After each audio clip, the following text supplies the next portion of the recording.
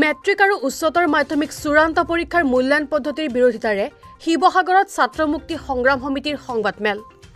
নতুনকৈ নিৰ্ধাৰণ কৰা আখুৱাহপূৰ্ণ মূল্যায়ন নীতি ছাত্ৰ-ছাত্ৰীৰ হিতৰ বাবে নহয় বুলি সংগঠনটোৱে সংবাদমেলযোগে স্পষ্ট কৰি দি শীঘ্ৰেই এই মূল্যায়ন নীতি বাতিল কৰাৰ দাবী জনায়। শিক্ষাৰ্থীক পণবন্দী কৰা মূল্যায়ন পদ্ধতি বাতিল নকৰিলে প্ৰতিবাদৰো হুংকাৰ দিয়ে ছাত্ৰ সংগঠনটোৱে। শিৱসাগৰ প্ৰেছ ক্লাবত অনুষ্ঠিত সংবাদমেলত ছাত্ৰ মুক্তি সংগ্ৰাম সমিতিৰ সভাপতি বিতু সোণোৱাল, যুটীয়া সাধাৰণ সম্পাদক বিদ্যুৎ শইকীয়া, দেৱব্ৰত শইকীয়া আৰু কেন্দ্ৰীয় সাংগঠনিক সম্পাদক পৰাশৰ কোঁৱৰ উপস্থিত থাকে। মেট্ৰিক আৰু উচ্চতৰ মাধ্যমিক চূড়ান্ত পৰীক্ষাৰ মূল্যায়ন পদ্ধতিৰ বিৰোধিতাৰে শিৱসাগৰত ছাত্ৰ মুক্তি সংগ্ৰাম সমিতিৰ সংবাদমেল। নতুনকৈ নিৰ্ধাৰণ কৰা আখুৱাহপূৰ্ণ মূল্যায়ন নীতি ছাত্ৰ-ছাত্ৰীৰ হিতৰ বাবে নহয় বুলি সংগঠনটোৱে সংবাদমেলযোগে স্পষ্ট কৰি দি শীঘ্ৰেই এই মূল্যায়ন নীতি বাতিল কৰাৰ দাবী জনায়। শিক্ষাৰ্থীক পণবন্দী কৰা মূল্যায়ন পদ্ধতি বাতিল নকৰিলে প্ৰতিবাদৰো হুংকাৰ দিয়ে ছাত্ৰ সংগঠনটোৱে। শিৱসাগৰ প্ৰেছ ক্লাবত অনুষ্ঠিত সংবাদমেলত ছাত্ৰ মুক্তি সংগ্ৰাম সমিতিৰ সভাপতি বিতু সোণোৱাল, যুটীয়া সাধাৰণ সম্পাদক বিদ্যুৎ শইকীয়া, দেৱব্ৰত শইকীয়া আৰু কেন্দ্ৰীয় সাংগঠনিক সম্পাদক পৰাশৰ কোঁৱৰ উপস্থিত থাকে। আমি ছাত্ৰ মুক্তি সংগ্ৰাম সমিতিয়ে প্ৰথম দিনাখনৰ পৰা এই বিষয়টো যেতিয়াৰ পৰা আহিছে, প্ৰথম দিনাখনৰ পৰা আমি কৈ আছিলোঁ যে পৰীক্ষা অনুষ্ঠিত কৰাৰ বাদে বিকল্প মূল্যাংকনৰ ব্যৱস্থা অসম চৰকাৰ বা আমাৰ সেৱা বা কাউন্সিলৰ হাতত নাই। এই ব্যৱস্থা CBSEৰ হাতত আছে আৰু সেইটো কাৰণে ভাৰতবৰ্ষৰ বিভিন্ন ৰাজ্যবিলাকত পৰীক্ষা কেঞ্চেল হৈছে। ৱেষ্ট বেংগলত মমতা বেনাৰ্জী চৰকাৰে কি কৰিছে গম পায়নে? মমতা বেনাৰ্জী চৰকাৰে তেওঁলোকে পাব্লিক হিয়াৰিং কৰিছে। পাব্লিক হিয়াৰিং কৰি তেওঁলোকে সিদ্ধান্ত লৈছে। তাৰপিছত পাব্লিক হিয়াৰিঙে কৈছে যে পৰীক্ষা বাতিল কৰক। তাত মূল্যাংকনৰ ব্যৱস্থা আছে, কিয়নো তাত ইণ্টাৰনেল এছেছমেণ্টৰ ব্যৱস্থা আছে আৰু অসমৰ আমাৰ সেৱা বা কাউন্সিলত সেই ব্যৱস্থাটো নাই।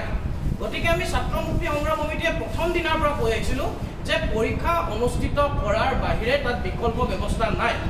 যেনেকৈ হ'লেও পৰীক্ষাটো আপোনালোকে কেনেকৈ অনুষ্ঠিত কৰে, কম নম্বৰ হ'লেও আমি পৰীক্ষা অনুষ্ঠিত কৰাৰ কাৰণে আমি তেওঁলোকক দাবী উত্থাপন কৰি আহিছিলোঁ। কিন্তু বিভিন্ন কাৰণত তেওঁলোকে কামটো কৰিব নোৱাৰিলে। প্ৰথমে ৰণোজ পেগু ডাঙৰীয়াই কৈছিলে যে পৰীক্ষা আমি যিকোনো পৰিস্থিতিত অনুষ্ঠিত কৰিম। তাৰপিছত তেওঁ ক'লে যে 3টা বিষয়ত হ'লেও আমি অনুষ্ঠিত কৰিম।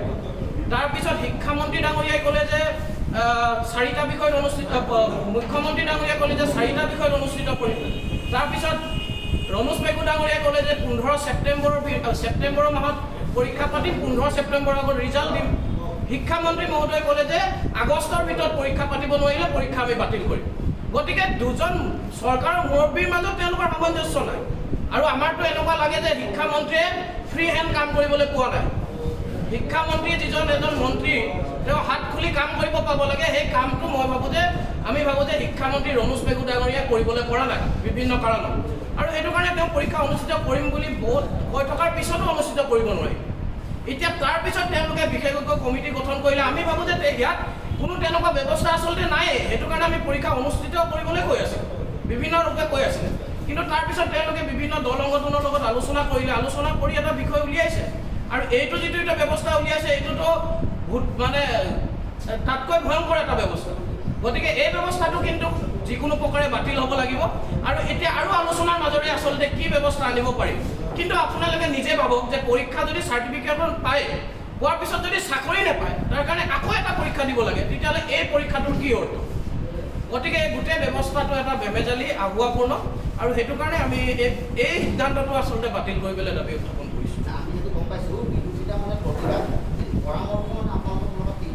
পৰামৰ্শ মানে আমি আগতে পৰামৰ্শ জনাইছিলোঁ যে পৰীক্ষা অনুষ্ঠিত কৰিব লাগে, কিন্তু যিহেতু নকৰিলে, এতিয়া ইয়াত নতুনকৈ আমি ইয়াত মূল্যাংকনৰ ব্যৱস্থা যিহেতু নাই, ইণ্টাৰনেট এছেছমেণ্টৰ ব্যৱস্থা নাই, এতিয়া গোটেই বিশেষজ্ঞসকল লগ লাগি তেওঁলোকে এই ব্যৱস্থাটো উলিয়াইছে।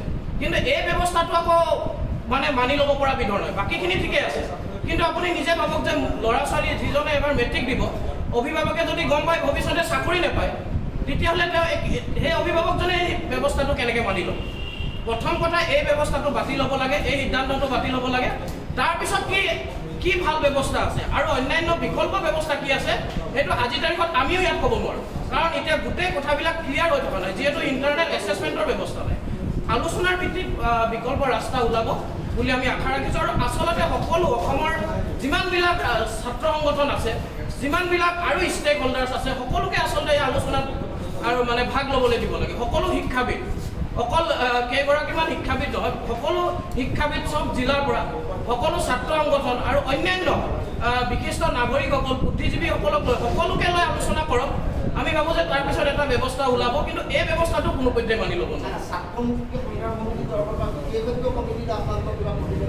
আমাৰ এই মুহূৰ্তত এটাই বিশেষজ্ঞ সমিতিলৈ পৰামৰ্শ বা দাবী, আমি কৈছোঁ এই যিটো 5 নং দফা, আমি বাকীখিনি বাতিল কৰিব পৰা নাই, যিটো 5 নম্বৰ পইণ্টত যি কথাটো কৈছে তেওঁলোকে যে এই চাৰ্টিফিকেটখনৰ পৰা ভৱিষ্যতে চাকৰি নাপাব, আমি ছাত্ৰ মুক্তি সংগ্ৰাম সমিতিয়ে, বিশেষজ্ঞ সমিতিয়ে হওক, শিক্ষা বিভাগে হওক, শিক্ষামন্ত্ৰীকে হওক, আমি কৈছোঁ যে প্ৰথমে এই সিদ্ধান্তটো বাতিল কৰক। আমি গোটেই তেওঁলোকে বহুতকেইটা পইণ্ট দিছে, আমি গোটেই কথাখিনি বিৰোধিতা কৰা নাই। আৰু এতিয়া গোটেই অসমত যিটো বিষয়ক লৈ বিতৰ্ক হৈ আছে আচলতে এই বিষয়টো, আমি কৈছোঁ যে এই বিষয়টো বাতিল কৰক, বাকীখিনি আমাৰ ক'বলগীয়া নাই। এই বিষয়টো বাতিল কৰক। 5 নম্বৰ দফাৰ যিটো বিষয়, মানে ভৱিষ্যতে চাকৰি নোপোৱাৰ যিটো বিষয়, দুখন চাৰ্টিফিকেটৰ কথা, সেই বস্তু এখন হ'ব লাগে, সেই কথাটোৰ আমি বিৰোধিতা কৰিছোঁ। বাকী চবতে এখনেই হৈছে, বাকীখিনি আমি 5 নং দফাৰ কেৱল এই কথাটো কৈছোঁ যে যিটোৰ জৰিয়তে চাকৰি নাপাব বুলি কৈছে, আকৌ এখন এটা পৰীক্ষা দিব লাগিব বুলি কৈছে, সেই কথাটোৰ আমি বিৰোধিতা কৰিছোঁ।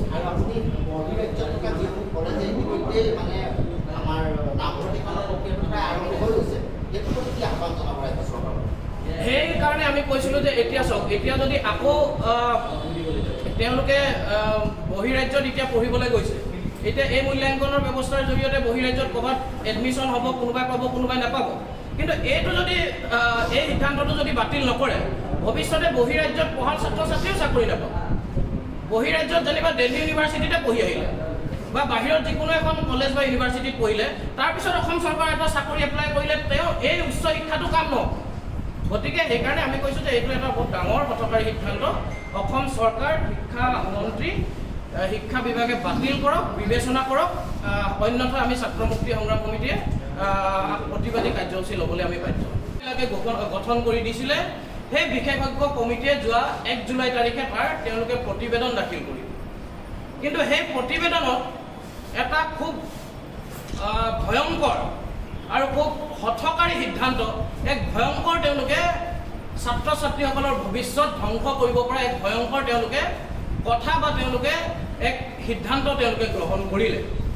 তেওঁলোকে এই নতুন যিটো মূল্যাংকন পদ্ধতিৰ তেওঁলোকে ফৰ্মুলা আনিলে, সেই ফৰ্মুলাৰ যিটো 5 নং দফা, সেই 5 নং দফাত তেওঁলোকে ক'লে যে ছাত্ৰ ছাত্ৰীসকলে যিহেতু এইবাৰ ক'ভিড পৰিস্থিতিৰ বাবে পৰীক্ষা অনুষ্ঠিত কৰিব পৰা নগ'ল, আৰু সেইবাবে ছাত্ৰ ছাত্ৰীসকলৰ যি মূল্যাংকনৰ ব্যৱস্থা, সেই মূল্যাংকনৰ ব্যৱস্থাৰ মেট্ৰিকৰ কাৰণে ক্লাছ 9 আৰু 10ৰ পৰা 40 নম্বৰ তেওঁলোকে দিব, আৰু এনেকৈ হাই ছেকেণ্ডেৰীৰ পৰা তেওঁলোকে মেট্ৰিকৰ নম্বৰ আৰু তাৰ পৰৱৰ্তী আগৰ নম্বৰখিনি লৈ তেওঁলোকে হাই ছেকেণ্ডেৰী তেওঁলোকে মূল্যাংকন কৰিব।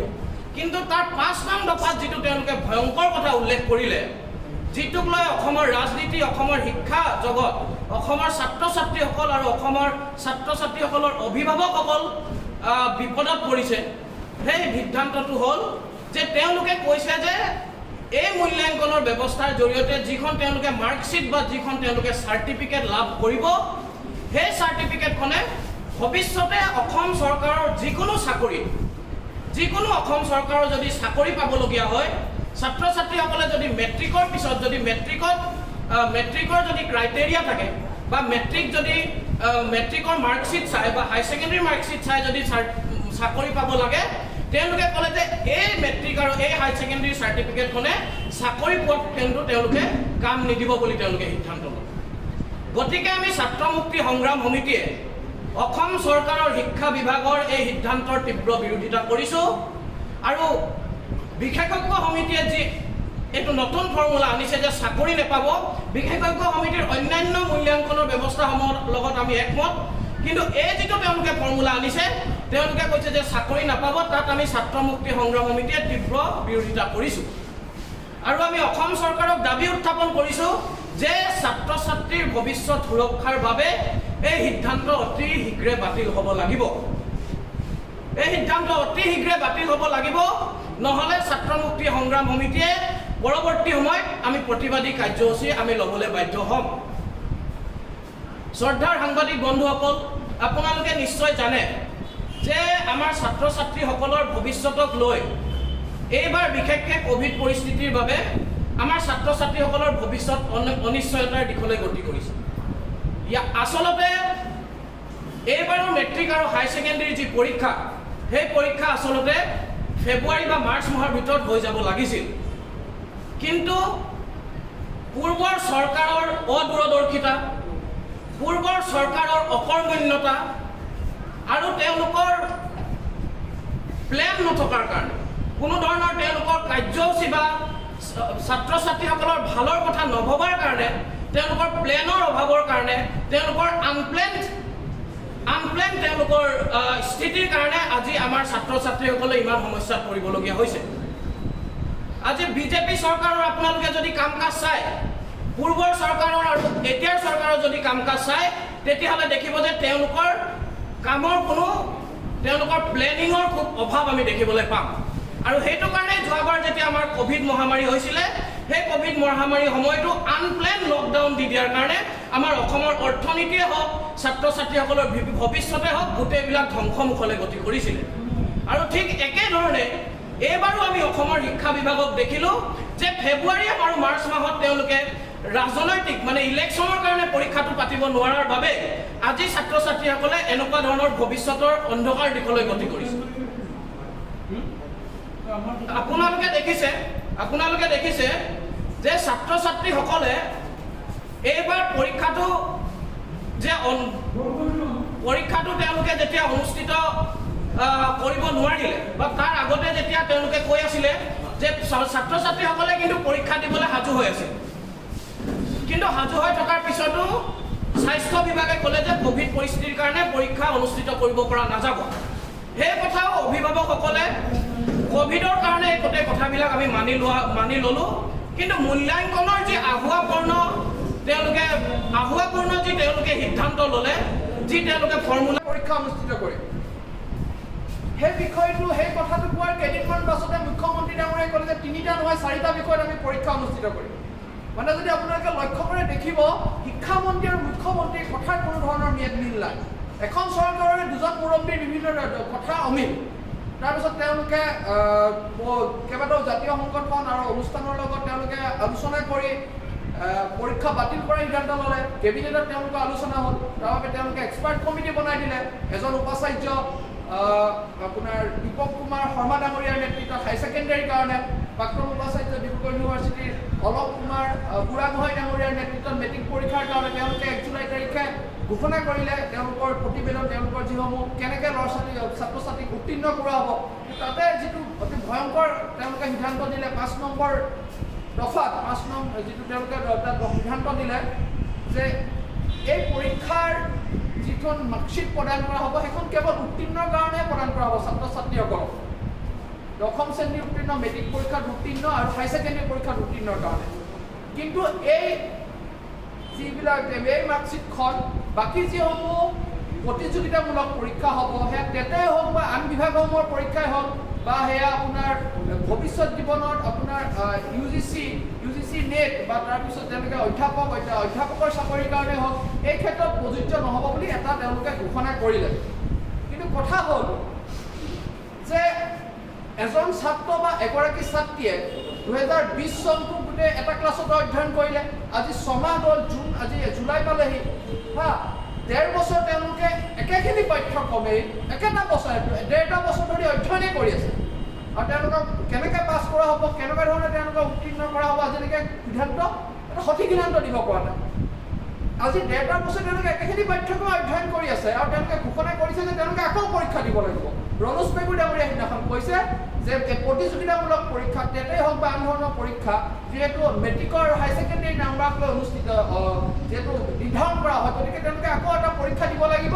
যদি ক'ভিড পৰিস্থিতি ভাল হয় তেতিয়াহ'লে ছেপ্টেম্বৰ মাহত, আৰু যদি ক'ভিড পৰিস্থিতি তেতিয়াও ভাল ছেপ্টেম্বৰ মাহত, যদি ঠিক নহয় তেতিয়াহ'লে 2022 চনত দিব লাগিব।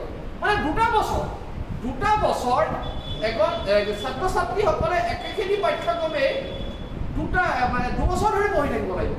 এইটো এক প্ৰকাৰৰ ছাত্ৰ ছাত্ৰীসকলক এটা অগ্নিকোপৰ মাজলৈ ঠেলি দিয়াৰ নিচিনা ঘটনা সম্ভৱ হৈছে। এটা অগ্নিকোপৰ মাজলৈ ঠেলি দিয়াৰ নিচিনা ঘটনা হৈছে। আপোনালোকে জানে যে সিদিনা যেতিয়া মেট্ৰিক পৰীক্ষা অনুষ্ঠিত নহয় বুলি ঘোষণা কৰিলে, তেতিয়া লখিমপুৰৰ কৰচন গাঁৱৰ এগৰাকী ছাত্ৰী ৰাণী গগৈ, মেধাৱী ছাত্ৰী, তেখেতে আত্মহত্যা কৰিলে। এতিয়া এই ধৰণৰ চৰকাৰৰ লৰা ধেমালি আৰু হেতালিবিলাকৰ ভিতৰত পৰি আৰু কিমান ছাত্ৰ ছাত্ৰীৰ জীৱন যায় তাৰ কোনো ঠিকনা নাই। আজি হিমন্ত বিশ্ব শৰ্মা ডাঙৰীয়া, ৰমেশ পেগু ডাঙৰীয়াৰ নিজৰ সন্তানে যদি এই পৰীক্ষাত অৱতীৰ্ণ হ'লেহেঁতেন, তেওঁলোকে বুজি পালেহেঁতেন যে এজন অভিভাৱক হৈ কিমান চাপত থাকিবলগীয়া হয়। কিন্তু আজিলৈকে এনেই লৰা ধেমালি কৰি আছে, কোনো ধৰণৰ সঠিক সিদ্ধান্ত দিব পৰা নাই। এইটো কোনোপধ্যে এটা বিজ্ঞানসন্মত, কোনো ধৰণে এটা আপোনাৰ গ্ৰহণযোগ্য আৰু কেতিয়াও এইটো মানি ল'ব পৰা কথা নহয়। এটা শ্ৰেণীত একেখিনি পাঠ্যক্ৰম 2 বছৰ পঢ়ি থাকিব, এবাৰ এখন মাৰ্কশ্বিট দি দিব পাছ কৰিবলৈ কাৰণে, তেওঁলোকে উত্তীৰ্ণ হৈ ভৱিষ্যত জীৱনৰ কাৰণে কোনোবাই ইঞ্জিনিয়াৰিঙত যাব, কোনোবাই মেডিকেলত যাব, কোনোবাই বিভিন্ন ধৰণৰ পাঠ্যক্ৰম পঢ়িব। আকৌ সেই পাঠ্যক্ৰম তেওঁলোকে একাষৰীয়া কৰি পেলাই আকৌ মেট্ৰিক পৰীক্ষা দিব লাগিব, হায়াৰ ছেকেণ্ডেৰী পৰীক্ষা দিব লাগিব। এনেকুৱা নাচুত ঘটনা আমাৰ এখন অসমৰ শিক্ষামন্ত্ৰী, অসমৰ এই মানুহসকলেহে আচলতে কৰিব পাৰে। এটা লজ্জাজনক ঘটনা, এটা হঠকাৰী সিদ্ধান্ত, আৰু এইটো কোনো পধ্যেই কেতিয়াও মানি ল'ব নোৱাৰি। 6,92,000 ছাত্ৰ ছাত্ৰীক লৈ এইখন চৰকাৰে যেনেধৰণে এই লৰা ধেমালি আৰম্ভ কৰিছে, যেনেধৰণে দায়িত্বকাণ্ডহীন কাৰবাৰ কৰিছে, এইটো আচলতে বিৰাট এটা আপোনাৰ হাঁহিউঠা কথা। এইটো এটা বিৰাট লজ্জাজনক ঘটনা, আৰু এই সিদ্ধান্ত আমি বাতিল কৰিবলৈ অসমৰ সকলোৱে কৈ থাকে দক্ষ মুখ্যমন্ত্ৰী হিমন্ত বিশ্ব শৰ্মা ডাঙৰীয়া আৰু এজন শিক্ষিত মানুহ, তেখেত MBBS কৰিছিলে, এতিয়া শিক্ষামন্ত্ৰী ৰমেশ পেগু ডাঙৰীয়া, তেখেতৰ এটা নামেই আছে শিক্ষামন্ত্ৰী, ভাল এটা নাম আছে, তেখেত গুণীজ্ঞানী মানুহ বুলি।